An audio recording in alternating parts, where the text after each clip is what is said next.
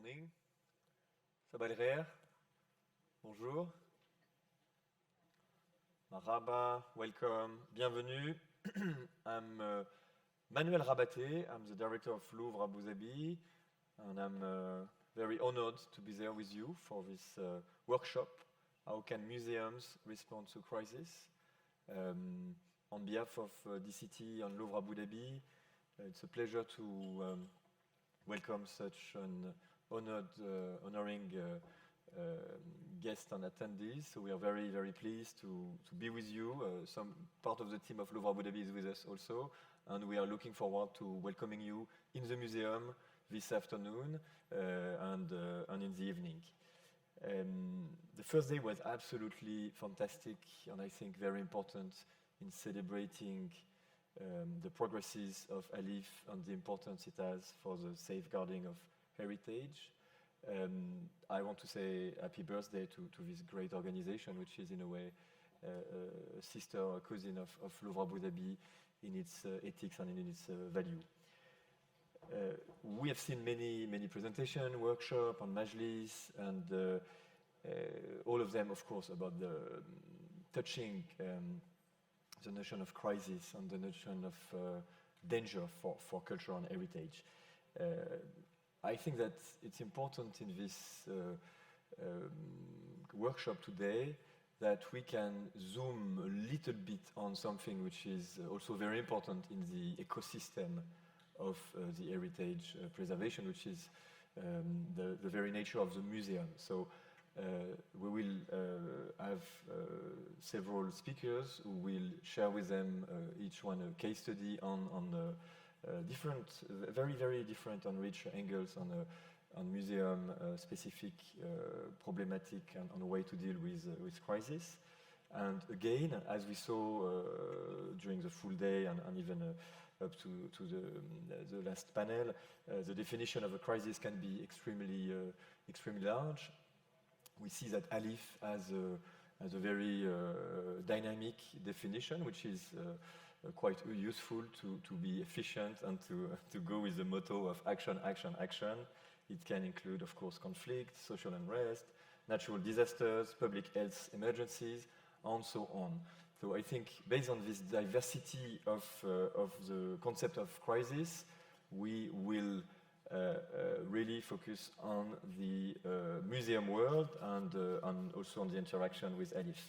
So I'm very pleased to have with us today an esteemed panel, Mrs. Oleksandra Kovalchuk, please. You're with us, the director of Odesa Museum of Fine Art in Ukraine. I think you will be mic'd up. Yeah. We'll do first. I'm doing the introduction. Mrs. Kovalchuk has extensive experience in the field of museum management and cultural heritage preservation. She is also a member of the Odesa City Council and the leader of the NGO Museum for Change. As a result of the current Ukrainian crisis, Mrs. Kovalchuk is driving multiple initiatives to preserve and protect country-wide museums and cultural sites. As we face these challenging times, we are sure we will learn a great deal from her experience. May I also invite Dr. Nadine Panayot, Curator, Archaeological Museum, American University of Beirut, Lebanon. Dr. Panayot is a renowned scholar, professor and writer in the field of cultural heritage preservation. She is also an active member of the Lebanese civil society and has been involved in various initiatives related to protecting human rights and social justice. Dr. Panayot played a critical role in the aftermath of the 4 août Beirut blast, working tirelessly to ensure the safety and preservation of the museum's collection in the face of significant challenges. Thank you for being with us today, dear Nadine. We look forward to our discussion. I also have the pleasure to welcome Dr. Silvie Memel Kassi, international expert and president of the Tapa Foundation, Côte d'Ivoire. The Tapa Foundation is a non-profit organization that works to promote education, health, and environmental sustainability in Côte d'Ivoire and other African countries. Dr. Kassi is also a prominent entrepreneur, international expert, and philanthropist. She worked on a preservation project with ALIPH Foundation to strengthen the protection of the collection of the Musée des Civilisations of Côte d'Ivoire, which accidentally you were managing for 15 years before that. We're fortunate to have you as part of this session. Thank you for joining us. Mrs. Manana Tevzadze, Chairperson of the Georgian National Committee of the Blue Shield.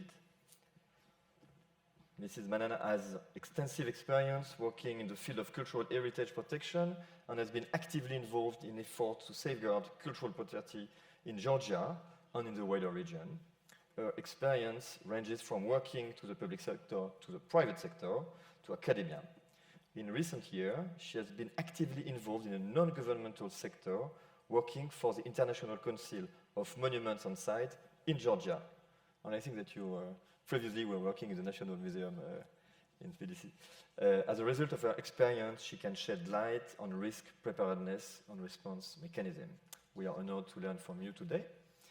Mr. Zaid Khazi Saadallah, Director of the Mosul Museum in Iraq. Dr. Zaid, I've seen you. Thanks. Mr. Saadallah has played a very important role in the Mosul Museum rehabilitation project. I think we have been quite brief on Mosul yesterday and again today, but Mr. Zaid will, of course, share with us his incredible experience, and he's working closely with international organizations such as the Smithsonian Institution and the World Monument Fund to develop a comprehensive plan for the rehabilitation of the museum. In addition to this, he has worked on numerous excavation projects throughout Iraq and has been involved in efforts to protect and preserve cultural heritage sites in the country. We are looking forward to thought-provoking conversation with you today. Last not least, dear Dr. Adila Laidi Hanieh, Director of the Palestinian Museum. Please, Dr. Adila, you are a cultural historian, a curator. You have been working extensively in the field of contemporary art. You are also the founding director of the Khalil Sakakini Cultural Center NGO, a leading Palestinian arts and culture organization. Dr. Adila is currently implementing a project in collaboration with the VNA, funded by ALIPH Foundation, that support the conservation of hundreds of thobes, the traditional and very fragile Palestinian dresses, and you established the Textile Conservation Department. You have developed this beautiful Palestinian museum that I had the chance to visit not long ago. We are extremely pleased to have you with us. I'm sharing with the audience the pleasure of having such esteemed speakers and panelists with us. We will give 5 to 8 minutes to each of you to go through the presentation that you have prepared, maybe in the same order to keep some order going on. So, and after we'll move to the questions. So, Mrs. Oleksandra Kovalchuk, could you please? Odesa Fine Arts Museum was opened 1899, and it's 124 years of history. It was actually closed only twice, during the World War II and in the first months of full-scale invasion of Russian Federation. On the New Year's Eve, our team lived in 2 dimensions. In one, we were preparing all the programming, all of the exhibitions and normal events. And in second one, we were anticipating the possible full-scale invasion, and we were purchasing some packaging materials, barbed wires, to secure the premises. So on February 24th, first thing to do was to dismantle the exposition. And that's what the team of museum was busy with.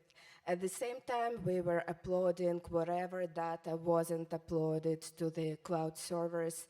And that's the actual moment when Volodymyr Damaskin, one of our chief scientists, is working on that. One of the things that we did, we've invited a photographer who made those wonderful shots who used to come to the museum to share all the moments of celebration, of happiness, opening new exhibitions, free entrance days, children's events, etc. So he joined us to share this experience too. We also took all of the footage from the museum video cameras, and we deleted it from the server, and we uploaded it to the cloud storage also, to keep it as an institutional memory, to build new stories that we would go back to when all of this is over. And very soon we realized that even though we had some things prepared, it was theoretically prepared. In practice, it was nearly nothing. And we've started to fundraise, to search for opportunities to get everything else to ensure sustainability of the museum during war and to anticipate whatever can happen next. And that's when I've received a call from Oleksandra from ALIPH, and it was Sunday evening. I was really surprised. Receiving a call from someone from Europe on Sunday evening seemed like an impossible thing. And she said, oh, we're with you 24/7, and we will stay with you until all of this is over. And they are. And this is one of the moments that will stay with me forever. And this is one of the moments that gave to me some additional powers, additional strength to carry on. And when we started working with ALIPH, we realized that even though we had something, other museums of Odesa, our colleagues, had nearly nothing. So we took a leadership of helping them to submit the budget, to prepare the application, and to receive funds from ALIPH. And at that point, our team was we had a lot of young people. We had a fundraising department and event management department. So we had people who were skilled to find different things, which was not so easy on the early stage. Many entrepreneurs were evacuating, many shops were closed. So it wasn't easy to get packing materials or equipment at that stage. And that's where our team found itself useful, and actually this work for our colleagues was something that helped us to go through this first stage of war. And another things that we saw helping our colleagues in different ways, like stocking with the bottled water in case Odesa will be cut off the water supply, like helping with the emergency documentation, that when we worked with our colleagues, when we talked to them, when they had these small quests every day, that gave them something like a ladder that returned them to themselves from being lost in the first stage of invasion. Our team became so skilled in things like chemical protection suits, fire extinguishers, etc.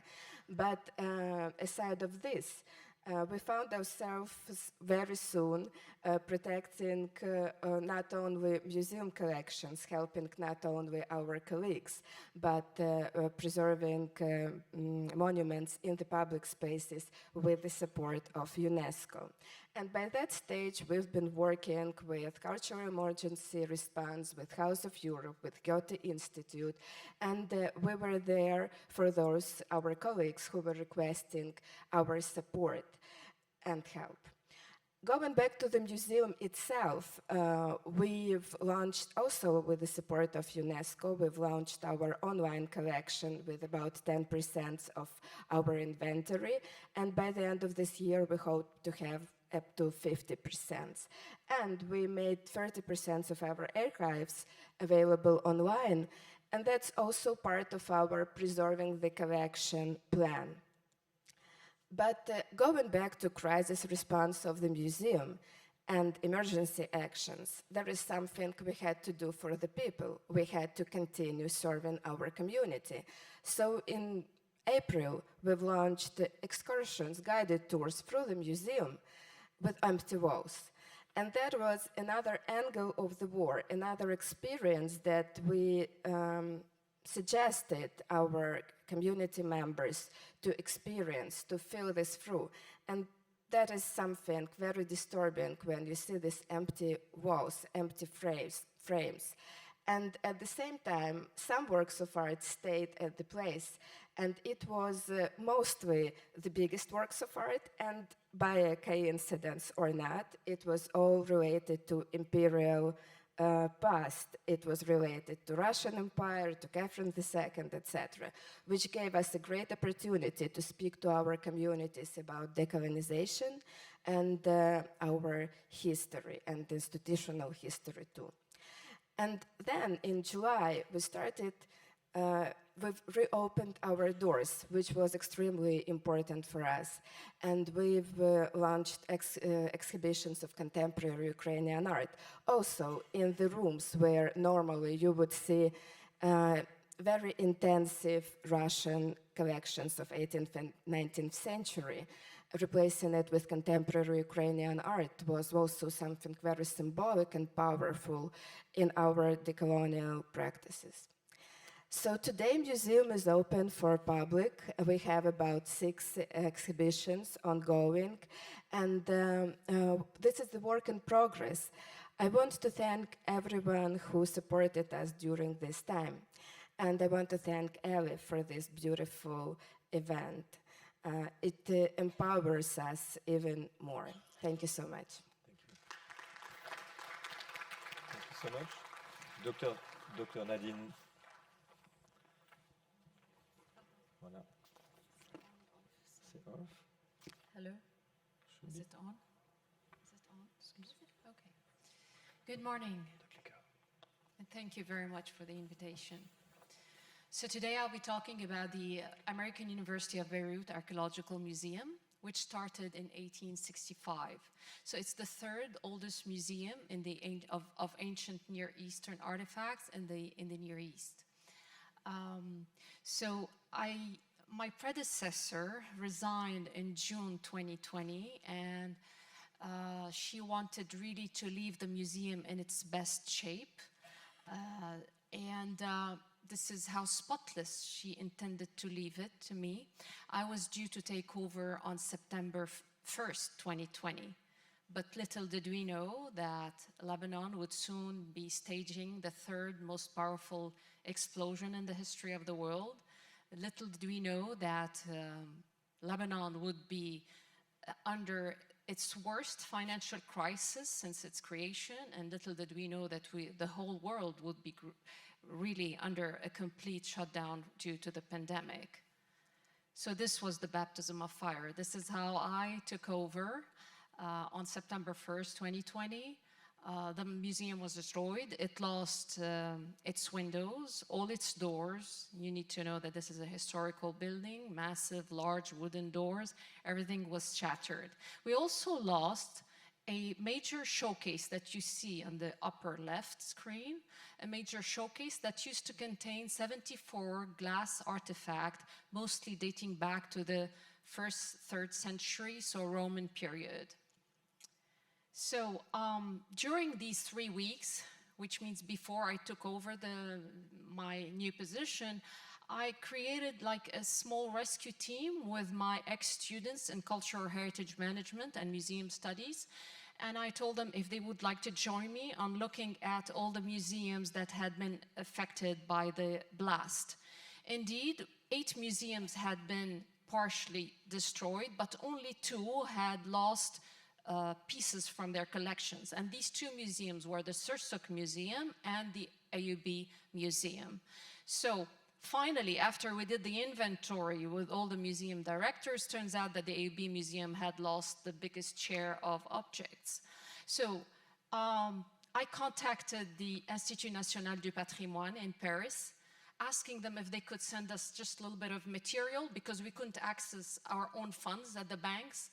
And surprisingly enough, I was able to put together 2 missions that were graciously supported by ALIPH. the INP was funded by ALIPH to actually send experts, one to the Sursuk Museum to work on paper conservation, and another one to the AUB Museum to work on glass conservation. So we received, so we did like an impromptu, it was totally, I mean, at the last minute, we created a workshop at the museum to basically recollect these thousands of glass shards. And I'm not exaggerating when I say thousands, because the glass was mixed with the showcase glass, the shelves of the showcase, and the windows glass. So all of this, of course, with the 74 fragments. So Claire Kiobert, the expert from the INP, arrived in Lebanon on September 4th. So this is like 3 days after I took on my position. And under her guidance, the volunteer team, the students, and the museum team were all working hand in hand to basically recollect the thousands of shards. And we were able, believe it or not, to actually identify some of those shards with the original inventory, photos from our inventory. Then because there were, after the recollection phase and the puzzling phase, we realized that about 15 objects were possibly restorable and the rest was gone. So I wanted these fragments to be useful, at least for science. So I created partnerships with the Faculty of Engineering, the Mechanical Department of Engineering, and together with my colleague, Dr. Asmar, we were able to create DITCH, a Digital Cultural Heritage Center, or incubator, and together we're actually in the process of digitizing our whole collection. We're also creating virtual reconstructions of the glass fragments, and what you see here is actually a virtual reconstruction done by one of our students, and these virtual reconstructions are used eventually to print. And the last picture over there is a 3D print of one of our objects that was destroyed and then restored, and in the meantime digitized, and we're actually creating 3D prints. And the picture in the middle is actually also a 3D print in crystal that was used at our fundraiser in New York. So another also partnership was achieved with the physics department. We're actually looking at the chemical composition of the fragments from these fragmented glass artifacts, and this finally materialized also in an international workshop looking at the composition, the conservation, and the archaeology of glass material. In the meantime, we also received a call. I received a call from a person I had never met in my life. His name is Dr. Stephen Koob. He had just retired from the Corning Museum of Glass in New York, and he offered his help. And I said, of course, the more the merrier. So we received this gentleman for 3 weeks at the AUB, and he actually, with Claire Kiobert, again volunteered to renovate 6 pieces from our collection, and he also joined the international workshop, and he offered to train people for 1 week for free from all over the from all the universities of Lebanon, not just the AUB students, all of it for free. And he also supported our children's program called Glass Through the Ages during that period.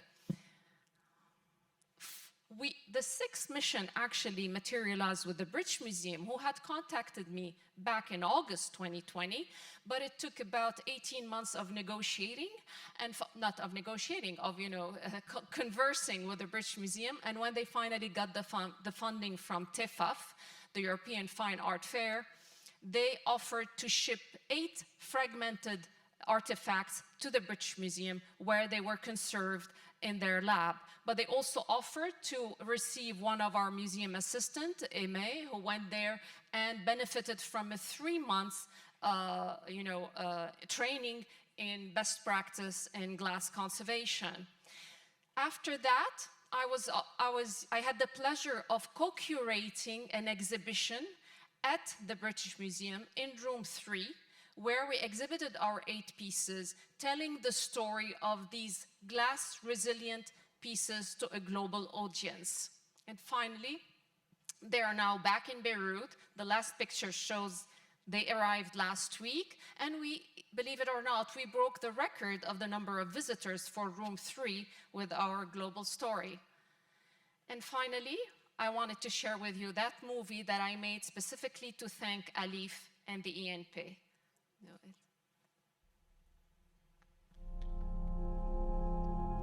These artifacts used to tell stories of banquets during the Roman period.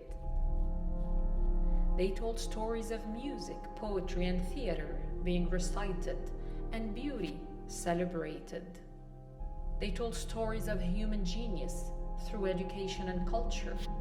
They survived civilizations who used them with respect.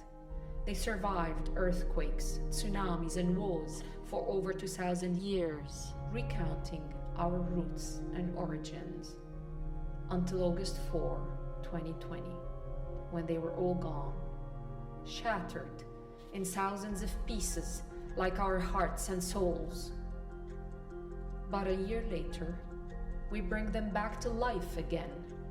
What seemed like an impossible task was made possible with hard work, perseverance, dedication, and above all, teamwork. Breathless, exhausted, and crippled, they stand tall again, heads high, to tell new stories. They will tell stories of the deceased, the injured, the orphans, the homeless. They will tell a story of greed, ignorance, arrogance, corruption, and cynicism. They will bear witness to the guilt of the culprits of this atrocity, and they will keep telling that story for another 2,000 years if necessary.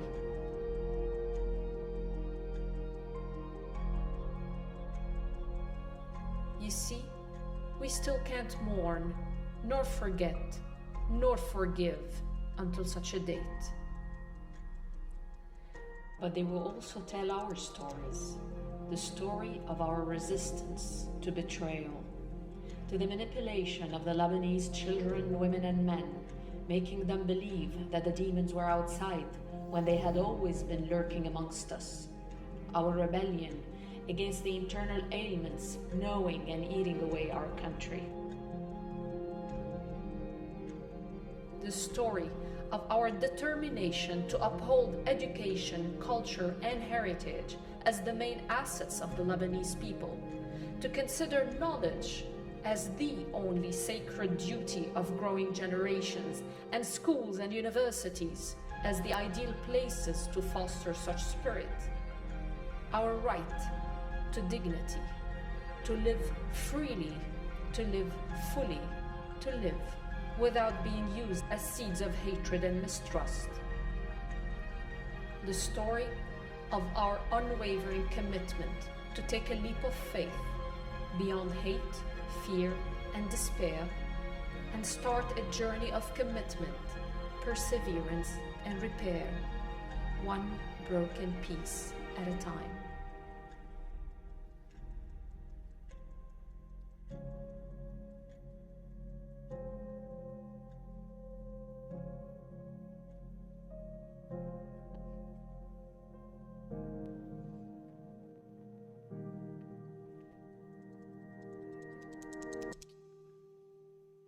Thank you.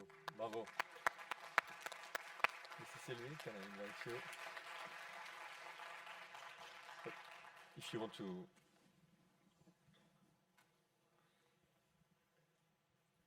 Please.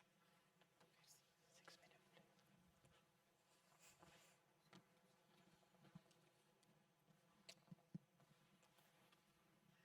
Can you change? Sorry, it's the wrong... Can you change?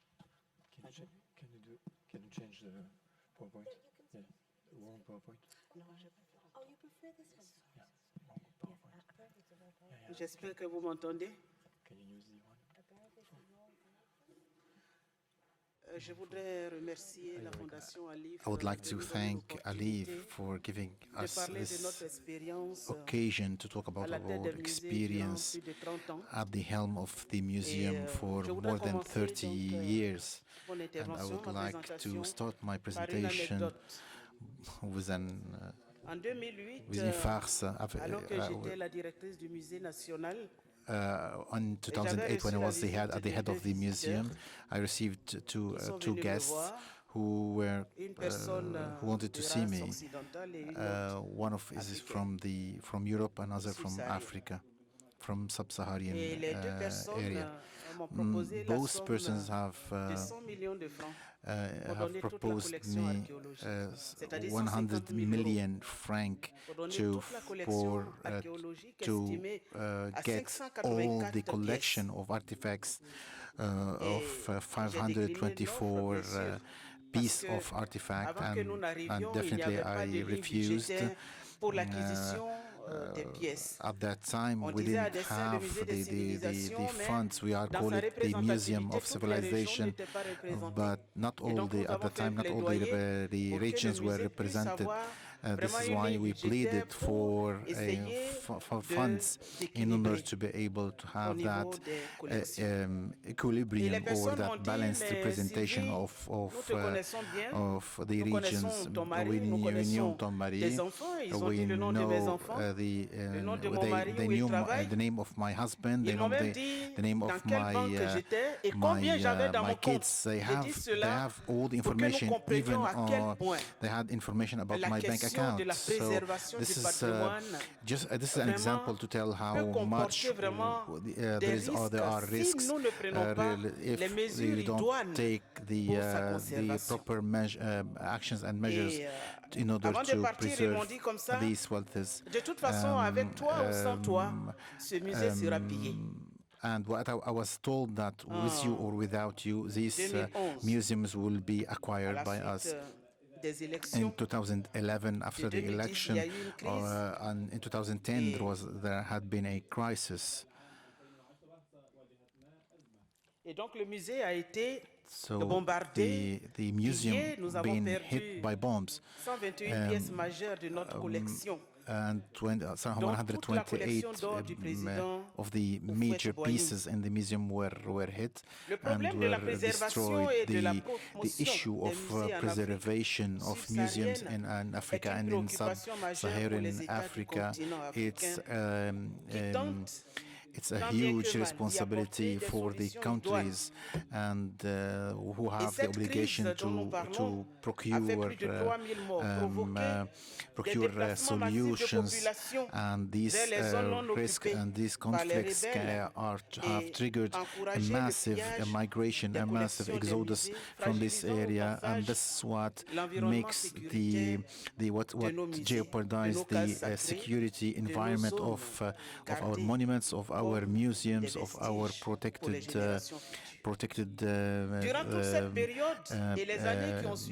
heritage, which we need to pass on to the next generation. So this museum and the other museum has as well been afflicted with scarcity of resources, and they have never benefited from the donations and from the funds that other museums around the world are benefiting from. So due to that lack of resources, there are other contributing factors into making more vulnerable. That's what brought me to this to that conclusion. And as my other colleagues said, the sector of heritage is not guaranteed in Africa. We have been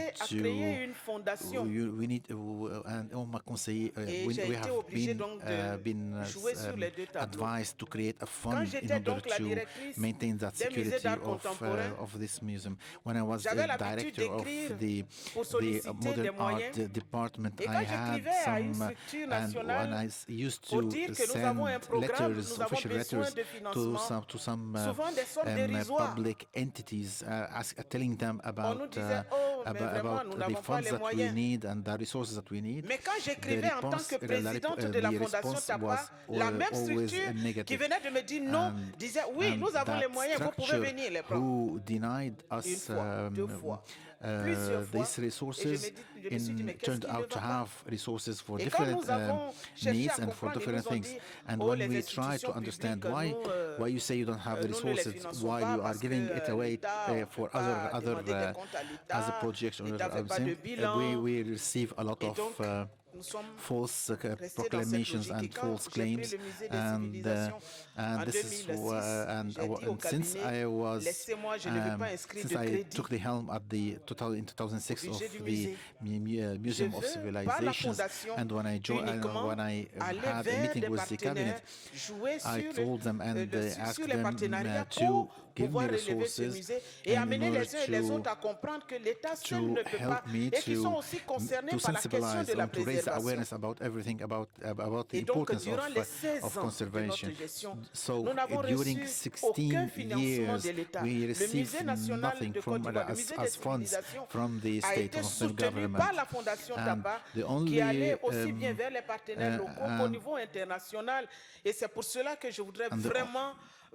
the only donations that was of the government was given to the tobacco company who had international working at international scale or trading at international scale. This is why I would convey my appreciation to ALIPH, because the first whenever we solicited the help and the funding of ALIPH, we have been immediately responded to, and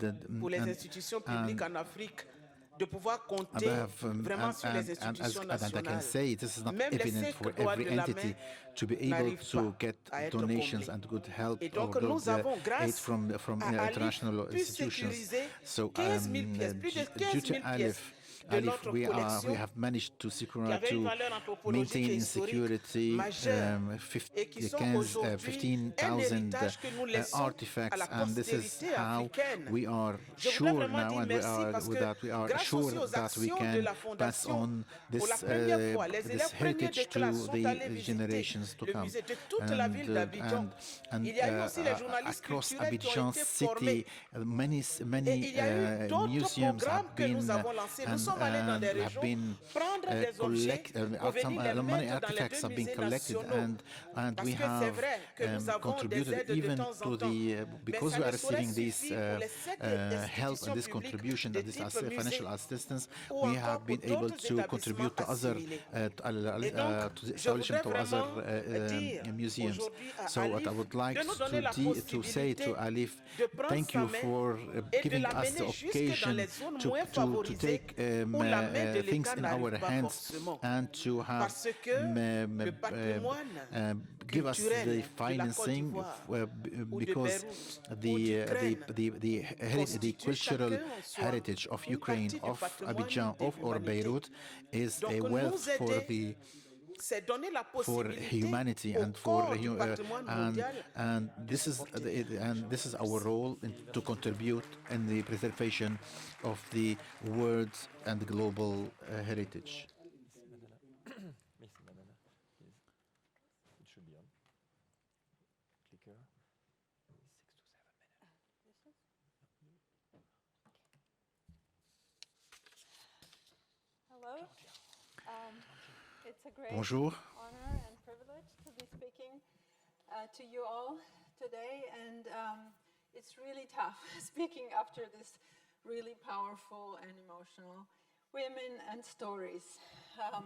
My case takes a little bit of a different stance. It's more about preparedness than reaction, but in a way it is still a reaction to an earlier happening. So in 2008, Georgia experienced in much smaller scale the same what's going on in Ukraine right now. So the city of Gori, the town of Gori that I'm talking about, and its particular museum, a small regional museum of ethnography and history, was under occupation and for 2 weeks, and experienced various looting, missile attacks, shelling, and so on. And quite late after, green, yes, so when we, and it was a wake-up call, yes, what are we doing for our heritage, for our risk preparedness in times of war? Because at that time we were very close to a full-scale invasion as well. And then what we could do when we started, when I say we, I mean Blue Shield Georgia, which was established in 2013. And we have been trying to cooperate with this museum and to help them in some ways. So it was the first, and we heard about ALIPH, and I was almost convinced that they only covered the MENA region. So by chance, I still dropped an email, are we eligible in terms of the region? And I said, yes, any region that's affected by conflict. So we did place this proposal, which we tried with different other donors. And so what I'm talking about today is this 2-year project that was funded by ALIPH and that aimed at disaster risk preparedness for this small museum on the occupation line, and also which suffered, which it didn't suffer, it's just, it's in a city where war took place and which by chance survived.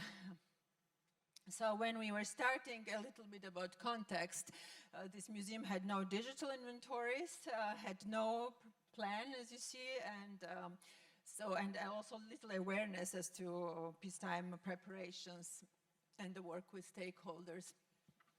So effectively, we try to address all these needs and decided to work in the following directions, four main directions. So to, first of all, build the capacity of the museums, and here I should note that we didn't only concentrate on this one museum and its staff, but in all the capacity building activities, we included 12 other museums from the same region, which are, and this whole region is along the occupation line where the Russian troops are standing, and yes, this is the region that is still prone to renewed hostilities.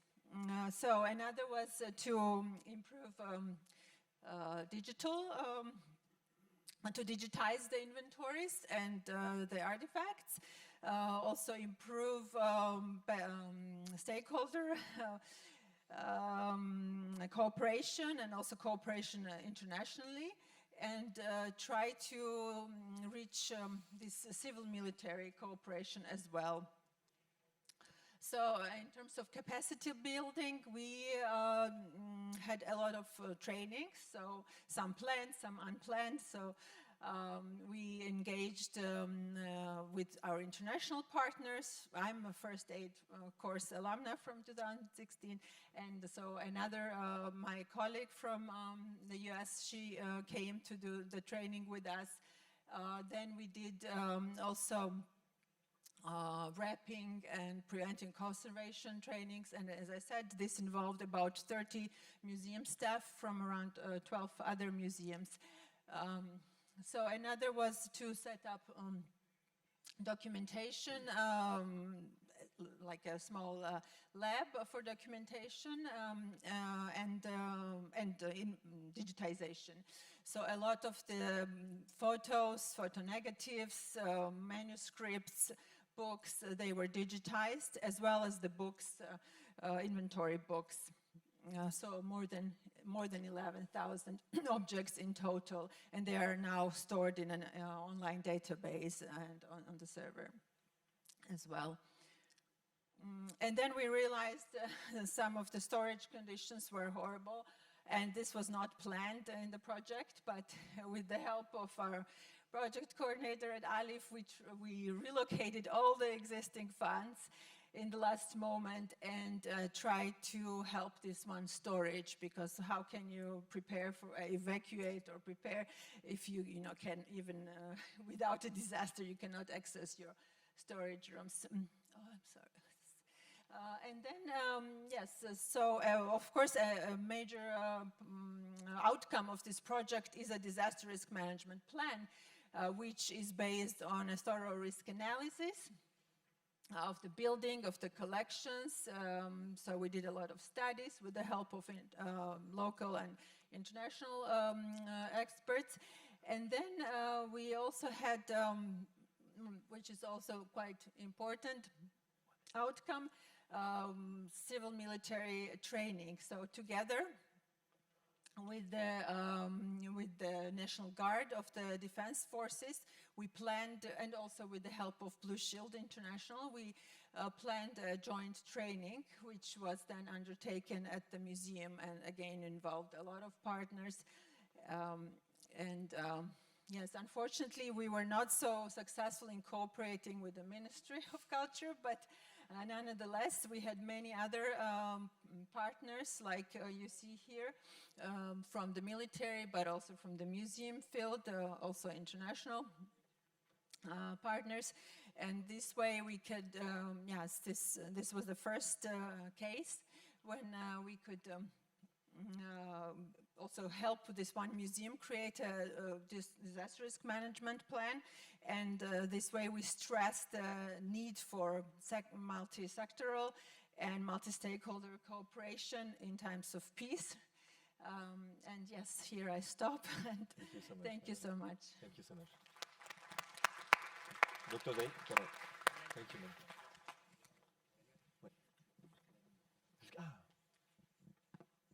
I can be polite, you mean?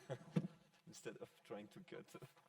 So what you're saying is so important. I'm don't dare intervening, but I think it's good if we can keep some time for the questions between us and with the public. Dr. Zaid, please. Bismillah ar-Rahman ar-Rahim. Hello? Yeah. Mike should be. No, it is. Bismillah ar-Rahman ar-Rahim. In the name of Allah, the most gracious, the most greetings from Mosul Museum. I would like to express my thanks and gratitude to all of the guests and hosts and attendees. I would also like to thank the ALIPH institution for providing support to the Mosul Civilization Museum that was in the 2018. I would like to start my speech with the historical background of the museum and restoring it to the Mosul Civilization Museum. This is the second important museum in Iraq, and it has a distinguished status in Iraq for its distinguished contents when compared to other institutions. Its style resembles the old ancient buildings of the museum in all Iraq. And this plot of land was very important, and it is located in the right side of Mosul, in the royal court. In the 1950, the Iraqi government decided to transform this building to a museum opened and directed by, that was inaugurated by King Faisal II. And with the increase of the number of monuments, there arose the need for setting up a new museum for showcasing these monuments. In 1970, the current museum building was set up, and it was designed by Dr. Muhammad Makkiya, and it was funded by Kovalchuk, and it was inaugurated officially in July 1974. It included 4 main halls for showcasing, to showcase all the monuments in a timeline from the Islamic era and ended by the Ottoman era. لقد تضرر التراث الثقافي العراقي جراء الحرب والفوضى التي عمت البلد عندما احتل داعش مدينة الموصل في التاسع من حزيران عام 2014 يتعرض المتحف بالتحديد إلى عمليات النهب والسرقة والتدمير والأضرار المادية الأخرى من خلال تحطيم القطع الأثرية والعبث بمحتوياته.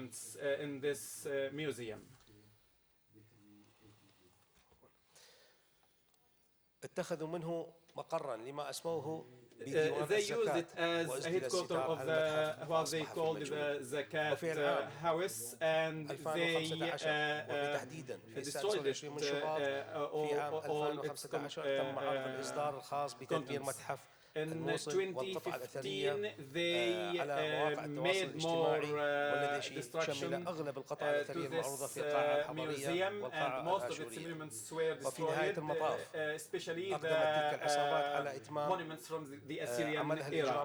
And they continued their criminal acts by burning out the administrative wing, and most of the books in this book, which was more than 1,000 books, and they thought that they did their mission, and they have destroyed the architectural or cultural heritage of Mosul, and this is a black spot in their history. The ALIPH initiative and restoring the museum. These are images of the museum library before and after the burning out of this museum.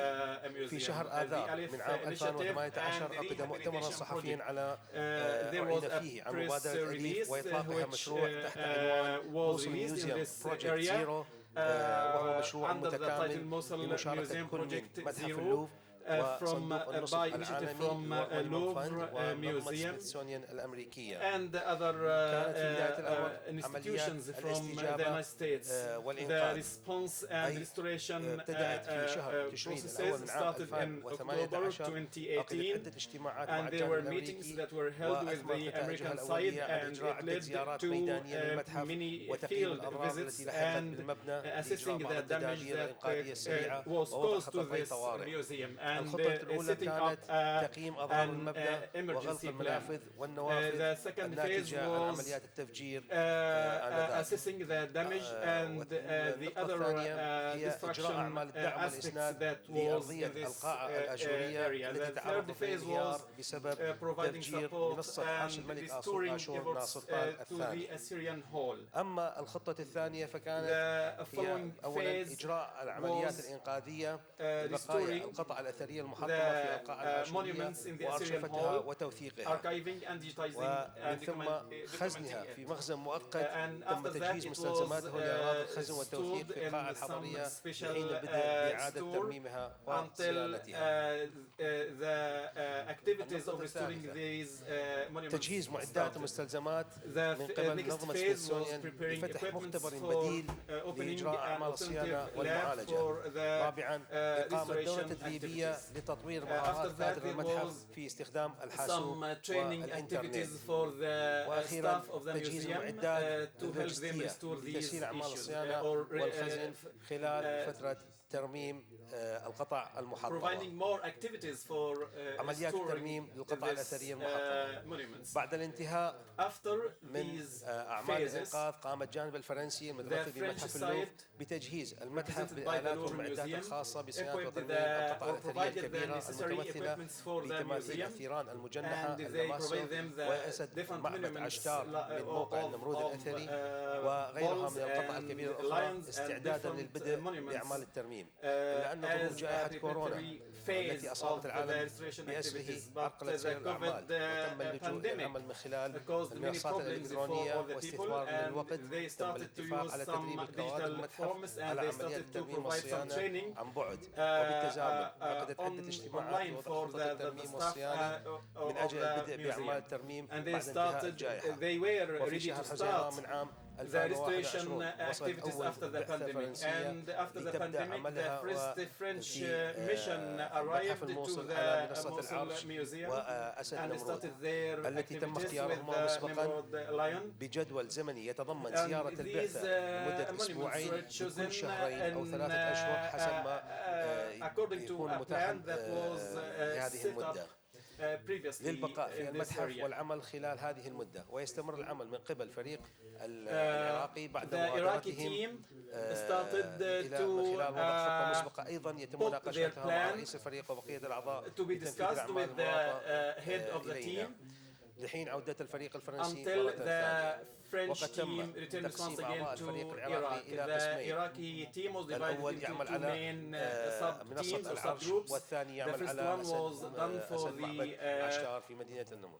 ولا زال العمل Ishtar, مستمرا وبنجاح Lion كبير and وملموس the ووصل إلى main مراحل hall, متقدمة. and they الجدير بالذكر were أن able to نذكر achieve الزيارات a big الميدانية success in لأعضاء this فريق أليف in their activities. ومتابعتهم للأعمال التي Also, I would كنا like to نقوم بها thank ولا زلنا the نقوم بها ALIPH واطلعنا على Foundation for الدورات their ومراحل efforts العمل إلى أين وصلت. and their فضلاً عن activities زيارة for all their سعادة السفير support and funding الفرنسي us.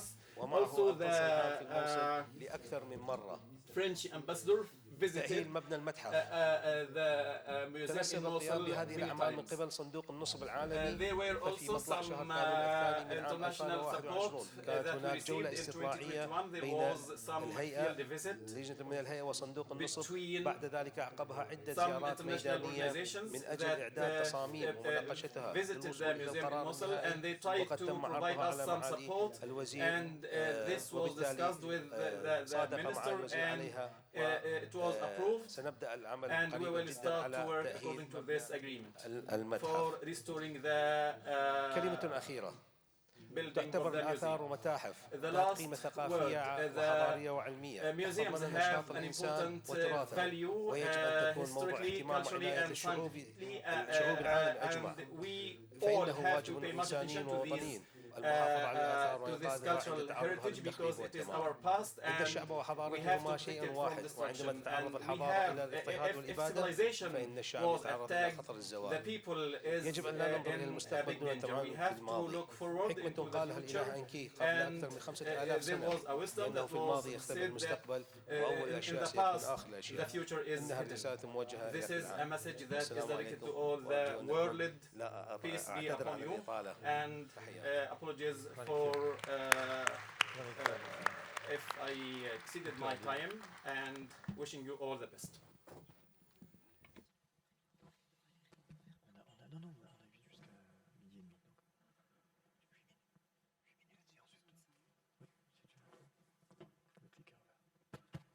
Okay, مرحبا صباح الخير السلام عليكم. Good morning. شكرا للحضور. Thanks for attending.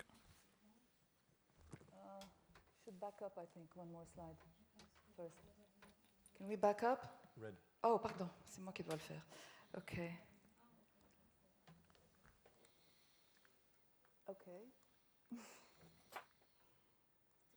Ah, voilà. Okay. طيب, thank you. Hello again. I'll speak in English.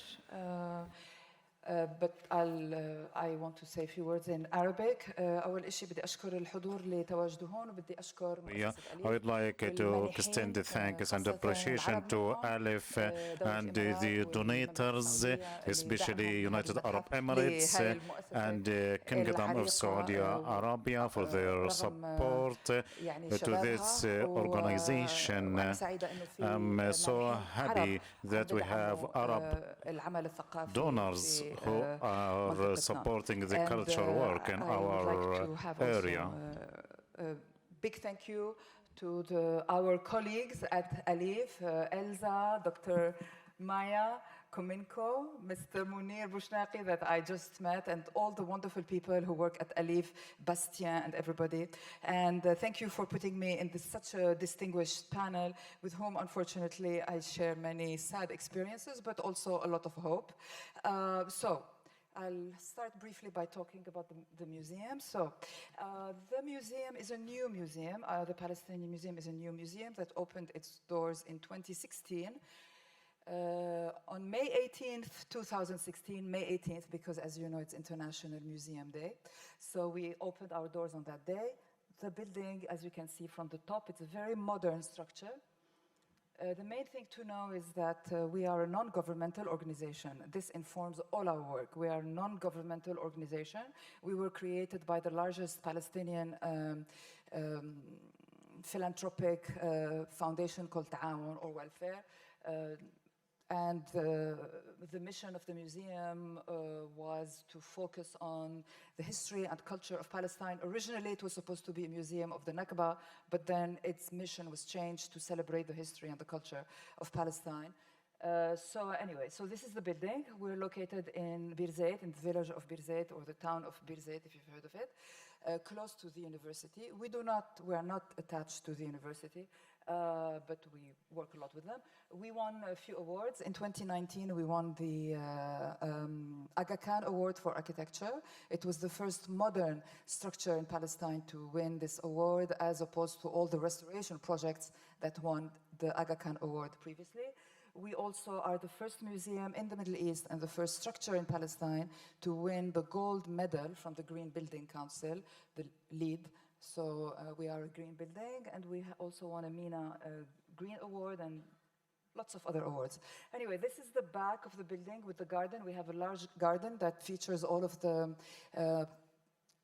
vegetation in Palestine and also some permanent art installations. Our architects are Henihan Peng, which is an Irish firm that won an international bid. I left this slide to talk about emergency issues, but I think I spoke with Manuel and he said we could skip that. So you can see the building, the garden. We produce our own olive oil, our own wheat, our own hummus, our own pomegranate juice. And on the right, you have the university structures. Our land is 40,000 square meters. So actually, before I seg onto the next issue, I'd like to say that mercifully and fingers crossed, our museum has not known all of the damage that the colleagues here have spoken about. Personally, myself, in 2002, I went through this horrible experience when I was running an art center called the Khalil Sakakini Cultural Center, which was ransacked and looted by the occupation army. And at that time, actually, we were very lucky to receive very quick funding for renovation from the Islamic Development Bank. They went to the Palestinian Authority. The Palestinian Authority contacted all the structures that had been destroyed or looted or ransacked in 2002. And we were one of them, and so we didn't have actually to go and ask. So that was 2002 at the Khalil Sakakini Cultural Center, which at that time also had the offices of Mahmoud Darwish, the poet. So here we have a different dispensation. Which I will explain briefly, and then I will speak about the three structural crises that we suffer from and how we deal with them. So in 2021, Art Forum magazine in the spring had a special issue devoted to museums, Museum Now, and we were very honored that they put us on the cover, and they gave us 6 pages inside to talk about our work. And so I just want to quote the first lines of my last reply to the interview. I said, okay, every day there are, meaning I face, there are 1, 2, 3 problems that I face, not ordinary museum management problems, but Palestinian under occupation problems. But despite all the incredible difficulties, our work is still an absolutely beautiful Palestinian journey. The work we do every day is beautiful. And the quote continues. So now we're going to talk about 3 of these problems. I will speak about 3 of these problems. The main problem is, I don't know how many of you know about this, access to collections. First of all, we are a non-governmental organization, and we are under occupation. So obviously, we have 0 access to the Palestinian archaeological artifacts from all the civilization that were in Palestine. We do not have access to them. And so anyway, so the way we do our work is that we try to, and I will explain this in this point and in the second point, is that we try to access collections of Palestinian material heritage wherever it may be, in museums, mostly in private collections. That includes photos, ethnographic material, artworks, lots of documentation. And we work in various capacities on documentation, digitization, preservation with the owners of the collections. And we do not keep the collections unless we have money to buy them, which usually we don't. So anyway, so the main example of this kind of work is one of the websites we operate, which is called the PMDA, the Palestinian Museum Digital Archive, which is funded by Arcadia, which is a British private foundation where we document history from below. So we do not archive in our building, we just digitize. We have state-of-the-art digitization facilities. We have an amazing team of about 20 people.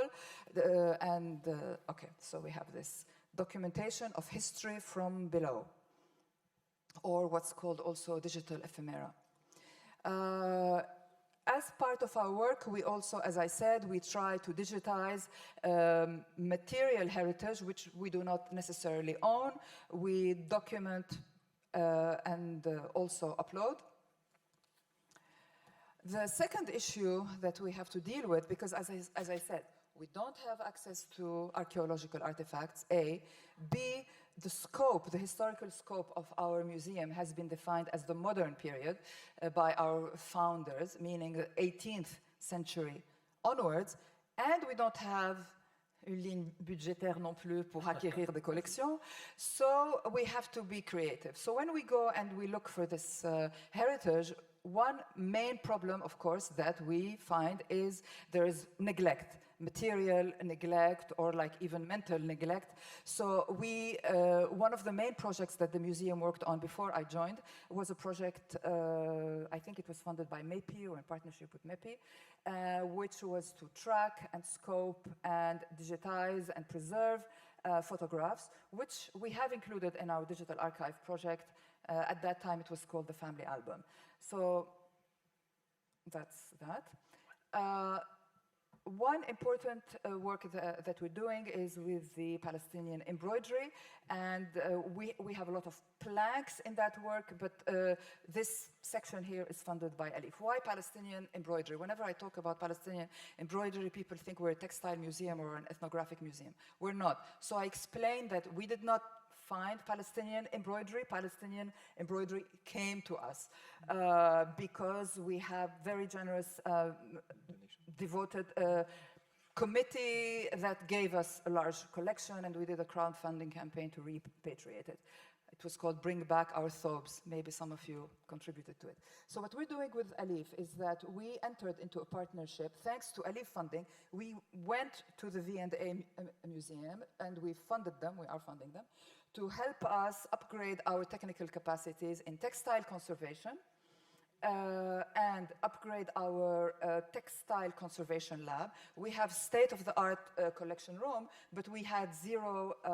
This person that you see on top, he's my colleague. He's the only person who knows how to conserve Palestinian textiles in all of Palestine, and he did it with, you know, like stuff you find in the market. Thanks to this project, we are training more people, so that's number one.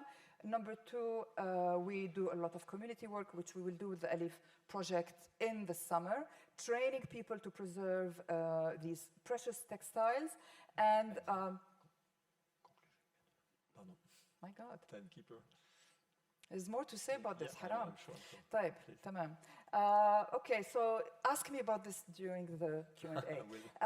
One of the way we do the valorization is that we have exhibitions on Palestinian embroidery, and this is very important work because this is the preserve of money-generating project, women employment, which is all fine, but we want to or we are educating the public about the educational and the historical importance of this heritage, which is produced by rural women. The last crisis issue that we have, of course, is that the overwhelming majority of our public cannot access the museum because they're in the diaspora or they're in Gaza. So we have a very strong internet infrastructure. We were able to thrive actually during the COVID. Even ICOM recognized us, and actually ICOM gave us as an example when they put their nashra, their newsletter, as a guideline for museums around the world. We were given as an example. But the main thing we will be doing this year, we will be launching the first Arabic language museum website the first Arabic language museum website destined for children. And it's going to be called Senasil, and it's basically translating all our museum content for children, educators, and families. And since I have no time, I will end up here with this image of our building, again from the back, with all our staff, and to ask you to follow us on social media, palmuseum.org, and thank you again for your support. Thank you. Okay. I know. Apologies, but it's great that you finished by the image showing the interaction between the museum and its beautiful landscape and environment, which is, I would say, the next gallery in your place. Thank you so much. I mean, it was quite moving and at the same time extremely diverse in terms of experience of crisis and museums. I would like to maybe start by you, Oleksandra, if I may, just to question at the beginning in the very, very difficult year which you have been through, how did you mobilize the resources? What was the most challenging part in the resources, human, financial, and so on, that you needed to gather to cope with the crisis? It's hard to say.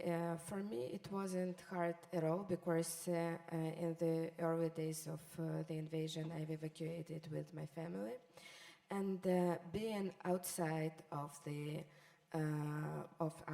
Ukraine gave me an anxiety of being disconnected and guilt and other feelings. But at the same time, it gave me an opportunity to be proactive, to keep myself together, and to work very fast. So for me personally, it wasn't the finding the resources. I have to say that a lot of organizations were there for us, and we really appreciate that help.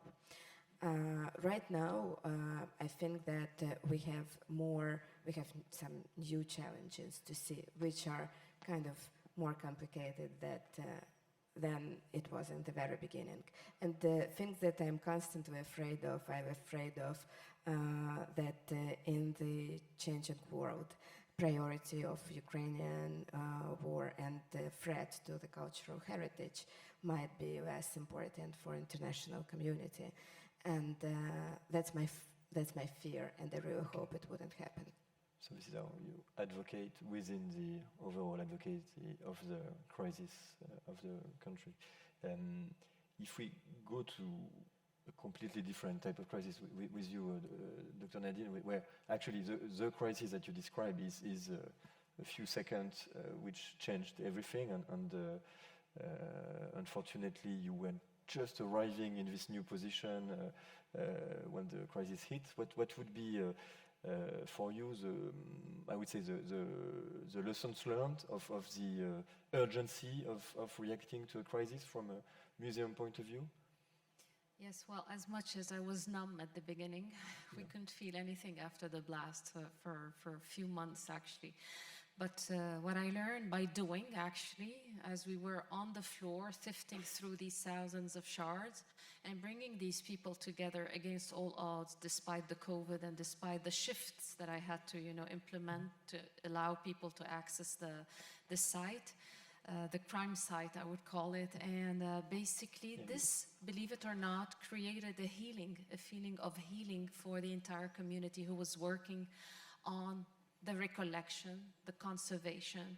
So this is something that I learned and I would like to add this to the list of ALIPH's maybe motto, healing, healing, healing. Really, it took about 1.5 years, but believe it or not, everybody who worked on this project felt the solidarity, felt the healing effect that it had on their psyche, because as I said, we were really traumatized after that explosion. And then the other lesson learned, that indeed something that was repeated several times over these past 2 days, definitely let the locals deal with the situation because they have a gut feeling. And when I decided to keep these glasses underneath that fallen showcase. This was actually the best decision I made, although I did not have the executive power to do so, but I really wanted to keep them there because when the expert came and we started the recollection, we actually divided the fallen fragments into a crime scene, like an archaeological site. And this is what allowed us to actually recover all the pieces and box them in different areas. So this was a key learned outcome from this experience. And again, I think definitely heritage unites and heritage creates solidarity, and this is what we have experienced. Thank you so much. Maybe I will jump to Dr. Zaid, Mr. Zaid, if I may, talking about collection, recollection, and the reconstruction. You mentioned the relationship with the Louvre and the collaboration.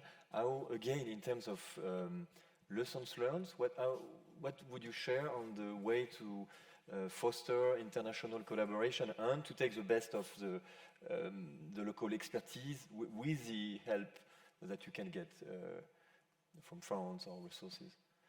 No. Yes. Regarding the international cooperation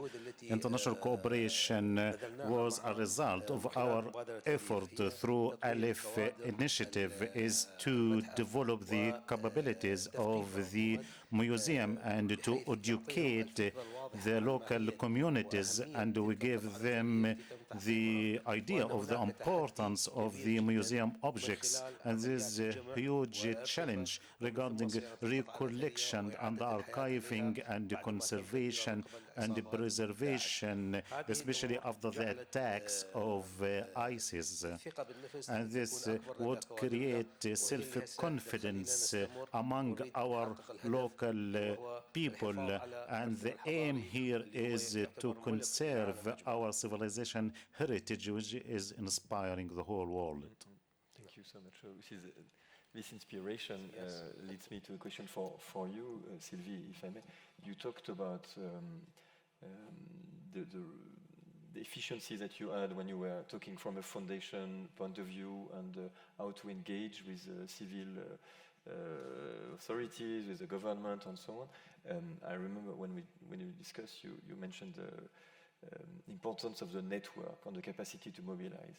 Again, can you share with us in terms of lessons learned from the result, from a museum point of view? How do you make the best of this network? How do you organize it? Merci, effectivement. Thank you.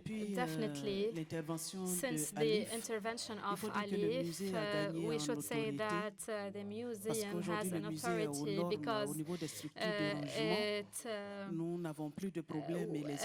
we have no more problems, and researchers who come and curators are doing their research easily. So it is also worth mentioning that there are authorities at the national level who gave the feeling of really investing more in the museum. So today, the Ivory Coast, after Senegal, and having their goods and assets colonized, it became a really national feeling. We are not only participating with the actors, but professionals, communities, but also universities and youth in our work. So this is something really exceptional and important. And we know that challenges are big. After 30 years, we have, after becoming myself director of a museum, we asked from the competent authorities to give us the possibility to be leading the museums, not only the public ones, but all the museums. Up until today, today we have a foundation that is working on reaching everyone, every person. This is what I would love to say about my experience, which is very special. In addition to the Civilization Museum, we have the country museums, which are also fragile because of the lack of resources. So we need to take into consideration these specific museums. Thank you. Très inspirant. Manana, you Really mentioned the insightful. emergency rescue process and so on. And again, I don't think we can go through all the items of it, but again, in terms of sharing with the audience and with the colleagues, the lessons learned, what would be for you the main gaps that you identify, and what would you recommend to consolidate from a process point of view? So the main challenge was still to realize that despite the evident threats that are there, there's still a lack of awareness and understanding for the need for planning, and so it was very important for us to convey this. And at the end of the day, really, we could achieve raised awareness, and this way. And by the time we completed also this project, there were all these other museums that I mentioned, smaller museums that were engaged, and they learned something new every time. And then by the end, they were like, now is it our turn? Can you come and do the same or similar project and help? Because we have also, they work there every day, but you should also understand that they're not always, these museums are not staffed by professionals, and they lack still the awareness of small things. So I think that was also a big eye-opener for them, and they went back to their collections and saw, oh, we're storing this in such a bad paper boxes or this and that, and they learned so much. And I think this was a big takeaway for me, how much these regional museums are in need of help. Thank you. And maybe one question for you, Adila. You wanted to come back to the sorrows, but I'm sure you will manage to put it in the answer. But I was very curious to know what you had to say about the role of museums in the resilience, and how the museum as an institution in a society affected by a crisis contributes. I'm guessing your museum is also playing a role in that. Yes, thank you. Yes, actually there are two levels to this. There's the public level, and then there's the inside operations level. The public level addresses the core of our work, which I did not get to talk about, which is the mission of the Palestinian Museum is the production and the dissemination of learning experiences. We call them emancipatory learning experiences about Palestinian culture, society, and people. And our aim is always to talk to people, to be able to look them in the face. We're not an elitist museum, and to take the opportunity to create these large learning experiences through our annual or biannual exhibitions, which are accompanied by a very vigorous education program, academic program, and public program. And it's dealing with varied issues from Palestinian embroidery to the history of the ethnically cleansed Palestinian coast, and next year, music. So yes, we are very aware of this role, but the second one that I wanted to, the second aspect is the operational aspect. So in a way, we're not in crisis recovery mode, we're in crisis anticipation by working with collectors in preserving collections, and even collectors in Jordan, by the way, in preserving collections, restoring documents, and with some others, it's just as basic as teaching them how to document and to do a registry of their collections. Because there's not only the issue of the occupation, but every Palestinian society is traumatized by what happened in 1982 in Beirut, when the army that invaded Lebanon went and took all of the archives of the Palestinian Research and Information Center, and so there's this trauma of the archive disappearance in Palestinian society, which we try to deal with ahead of another crisis. So that's it. Thank you. I would just have an open question for all the panelists based on what you just alluded to, which is the archiving, the tools, and the digital. Do you think that the relationship between the way the museum are anticipating or reacting to crises is facilitated by the digital tools? Is it it's a question for all of us, how quickly can you put it, how do you plan? Which is the best example that you could share with our audience?